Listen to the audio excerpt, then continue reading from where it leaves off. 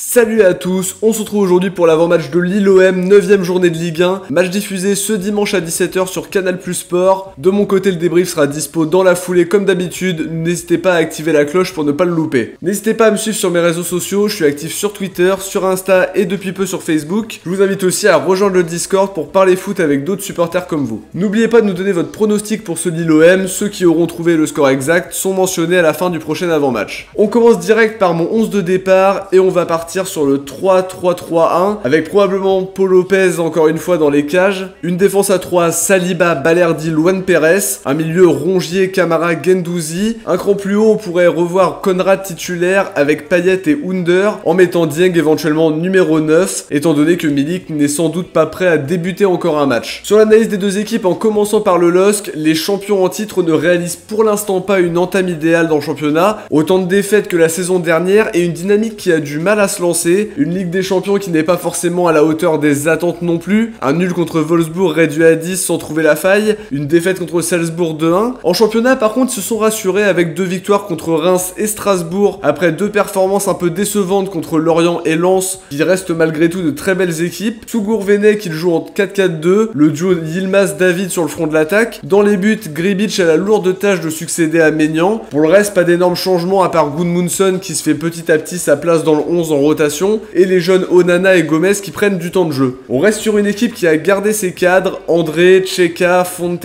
Ikoné, Bamba. Il y a toujours Yazici qui peut aussi faire très mal, donc c'est une équipe qui vraiment a de la qualité individuellement. Du côté de l'OM, la dynamique s'est un peu freinée avec les nuls contre Angers et Galatasaray, la défaite contre Lens aussi. On commence à avoir un peu de mal peut-être physiquement, même s'il est peut-être encore un peu tôt et qu'il y a la trêve qui approche. On a du mal à la finition, pas beaucoup de réussite contre Galatasaray. Faut retrouver le chemin de la victoire avant la trêve pour recharger les batteries pour certains et aller changer un peu d'air en sélection pour d'autres. Pour retrouver ce pressing qui étouffe l'adversaire, les inspirations dans le jeu et être capable de planter quand on a une occasion. Surtout ça c'est le plus important et on a parfois du mal à capitaliser.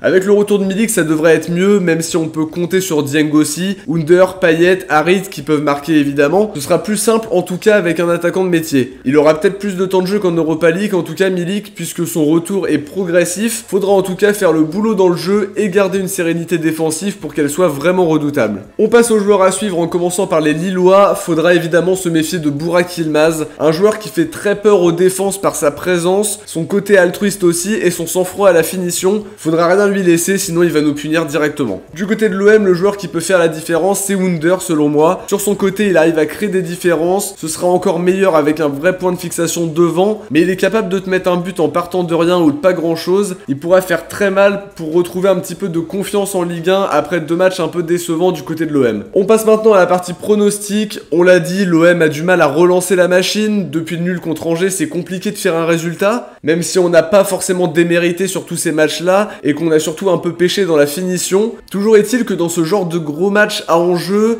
avec une grosse intensité, je pense l'OM de Sampaoli capable de se sublimer et de faire un résultat à l'extérieur. Je mise donc sur une courte victoire 1-0 qui serait une excellente opération comptable pour l'OM à l'extérieur notamment. Pour les buteurs, je vais tenter le prono de Milik, buteur pour son retour si jamais il a vraiment du temps de jeu. On va voir combien de temps il va pouvoir jouer, mais ce serait vraiment une belle histoire qui réussisse à nous donner cette victoire là qui sera très importante pour la suite. On va maintenant mettre à l'honneur les bons pronostiqueurs d'OM Galatasaray. Il y a seulement Mossa Assef qui a trouvé le bon pronostic. Bien joué vraiment parce que c'était pas facile de prédire un tel scénario. N'oubliez pas de me donner votre pronostic pour Lille-OM les amis pour être mentionné dans le prochain avant-match si vous trouvez le bon score. Voilà pour cette analyse d'avant-match, on arrive à la fin de la vidéo. J'espère que ça vous a plu, si c'est le cas, likez, commentez, partagez et abonnez-vous, ça aide énormément la chaîne. On se retrouve dès ce dimanche pour analyser le match dans le débrief. Ciao, portez-vous bien et surtout allez l'OM.